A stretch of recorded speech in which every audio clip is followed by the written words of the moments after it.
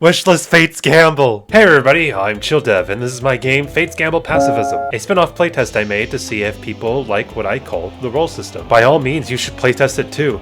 It greatly help me out if you tell me if you like the idea or not. Maybe even give me some suggestions. Link in the description. Now on to the playtest. This playtest involves something I've talked about for a long time, called the role system. In short, the role system is a more roleplay oriented way of pacifying enemies, and you can pacify any way you want, essentially. I highly recommend you guys watch my video on the role system as well, as it will greatly go over it a lot. Link will also be in the description. So how does role work? Well, first off, you can pick many options. Again, it's more about role-playing compared to Undertale and Deltarune. So you can freely pick a bunch of options, and you more so have to imagine what your character is saying, rather than picking a dialogue option. What if, instead of picking dialogue options, you can use your imagination? Let's give an example. I talked to an NPC, and when I found out he's an absolute lunatic, I picked the judge this person's sanity option. However, you see that the option doesn't include dialogue, which makes the player want to use their imagination because picking this option doesn't tell you what you're gonna say. Now, whatever option you pick is fine, but what really matters is the chord you pick. If y'all know ball, you remember the Mario Party 8 minigame, Cut the Rope, which was the start of our anxiety. However, I wanted to use this as a way to get bad, medium, or criticals in pacifying enemies. I plan to have items for the role system in the future as well, but essentially criticals always add 3 points to the pacifism clock. Medium chords can add 1 or 2, depending on if the enemy is in control, risky, or desperate. Again, highly recommend you watch that video if you're confused. And bad chords will give 1 or 0 points. You must fill up the clock in order to spare an enemy. After you pick an option, you then have to play a bullet segment, which can change depending on the enemy and the place the enemy is in. Now that you know how it works, I hope, let's talk about the challenges that went with making this. Making roll was pretty difficult. Unlike Undertale and Deltarune, where you only have like minimal specific options, which makes it easier to develop for, of course. But with Fates Gamble, there's a lot more options. But if you choose the other option, that's the one that can usually result in different and unique options. Anyways, this means I'm going to have to write a lot of dialogue. So I decided to make variants of the same enemy with some minor differences, so I don't have to worry so much about rewriting and just reuse text boxes I've already made. Meet Stalker, Blue Stalker, and Green Stalker. I swear if you guys mention Kane, I'm gonna get mad. Now at first I wanted my enemies to be pacified any way you want, and that still exists. However, some of my friends suggested that I make it more like a puzzle, so now there are better ways to pacify an enemy. For example, one enemy talks about his alcohol addiction, so you could use that as a keyword and then judge him to get 3 points on the pacifism clock. However, you don't need to do this. You can still do it your own way, it's just that using a specific keyword is more helpful. Speaking of which, you should also watch my video on keywords, as you can understand the whole idea with that as well. Now, there was one other pretty challenging thing I had to do, that being the bullet segments. See, if you don't know, RPG Maker was never made for this, meaning this is a plugin. Plugins are small files you can download that add some kind of functionality that RPG Maker doesn't have by default, meaning I had to download the plugin made by some rand dude. Great, so I'll work on it and everything will be fine. Woohoo! That very day I downloaded it, everything went wrong. What does this all mean? What do I do? Some rad dude help me! If you haven't seen the Undertale Beta 1.5 video and you are new to the Undertale battle system, I would recommend watching that since I will only be going over what's been added to this complete version. Where is it? I don't see it! Now, if I'm correct, this uses some JavaScript, which is something I have learned, but it's pretty different here. So I kinda have to self-teach myself, which led to this piece I made. Riveting stuff, huh? However, I was really mind-boggled by this still and wanted to learn more. So I remembered what some rand dev said in his video about the 1.5 beta video, and because I was afraid to bother the person who made the plugin, I went on a quest to find the 1.5 beta video on my own without any help. So I scavenged the internet, going to the guy's website and even Patreon. This took days, and there were times where I'd just go to the same place again. At this point, I gave up and just asked some random dev themselves. And they were really nice and unlisted the video for me. Well, that's a bunch of days I'll never get back if I just had the courage to talk to them.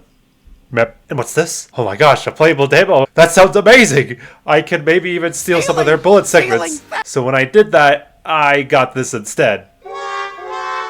Yeah. So apparently these ones don't work for the 1.0 script. So my lazy, stupid brain thought, well, I think I have the wrong script. Mine says 1.00, but this one says 1.50. Even though it said beta, I still somehow thought the beta script was the new one. So I decided maybe I should download the 1.5 script. Great! So I'll work on it and everything will be fine. Woohoo! That very day I downloaded it, everything went wrong. Because it did fix how the bullet segments were supposed to work, but then instead of testing out the battles, I instead played the game and got this.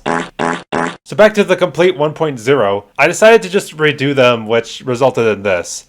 There's still some that don't work as intended, but I'm sure I can fix them. Anyways, after some developing, I decided to make some character art. I'm really proud of these, and I won't tell you much about them, but these will be important characters in the full game. Then came the dark times. Pixel art! Oh my lord. I don't know what is up with me and pixel art, but either it's easy and I feel comfortable with what I'm making, or other times I'm like, what the heck is this? I first started off with my character hacks, simply because I thought it'd be harder with the hair, and I thought working on my character Kotlin would be my break. And boy was I right. I had such a hard time making hacks. And I didn't even start on the body yet. I swear, I tried over and over and it was just too hard for me to do the hair. So I thought, okay, I'm trying to make the head too small to fit her body. So let me focus on the head and not care about how big it is. So I at least have an idea. Which led me to creating this. After I did that, I got the confidence to figure out how I'm going to draw it, which then led to this. I was pretty happy with this one. Now it's time for my break from hacks, because I'm going to make Kotlin sprite. And this one was fairly easy as predicted. However, I asked how my friends liked it, and they gave me some feedback to improve them. One of them suggested I make the sprites have a top-down perspective, and they even suggested having shading, which means I had to completely redo hacks. So after some time, I made this design. But again, I had the same problem of me just making pixel art and then it not looking right, but I can't find out what's specifically wrong with it, so I just keep experimenting in an endless loop. At this point, I gave up and just decided to just show my friends the last of my progress, even if I didn't feel comfortable with how it looked. I mainly showed it in hopes of figuring out what's wrong with it. Because I don't know about you, but it looked off to me. I liked the original way more. However, my friends actually thought it was a step up and didn't think it needed any changing. I didn't think it looked better than the original. In fact, I thought it looked way worse, but because they were so positive, I decided to use this design for hacks. I don't know, is there any artist out there that had this feeling before, where you make something, it turns out worse than you thought?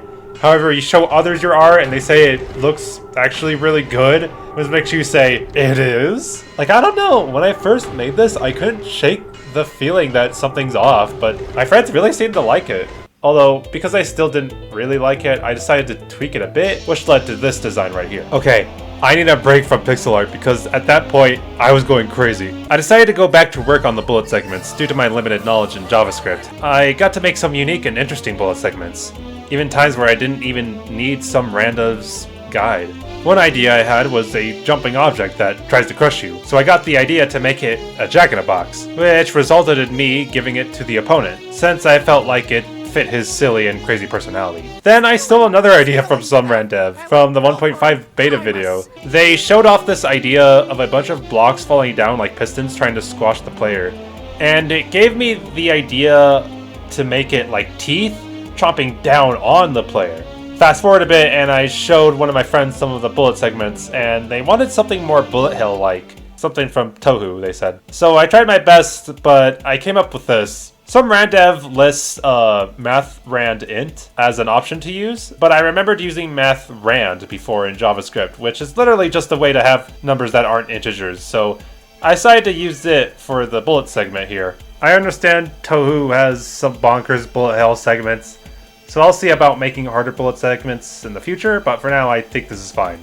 Now I'm gonna skip some stuff like me making the story or the level design. I recommend you playtest the spin-off in the description to find that out yourself. Like I said before, this is a spin-off that was made in order to see if my role system worked. I saw a post on Blue Sky to make small games about specific ideas, which led to this creation. Lastly, if you like what I made here, please wishlist my game Fate's Gamble. That would also greatly help me out, as I need as many wishlists as possible. Thank you for watching. Bye-bye.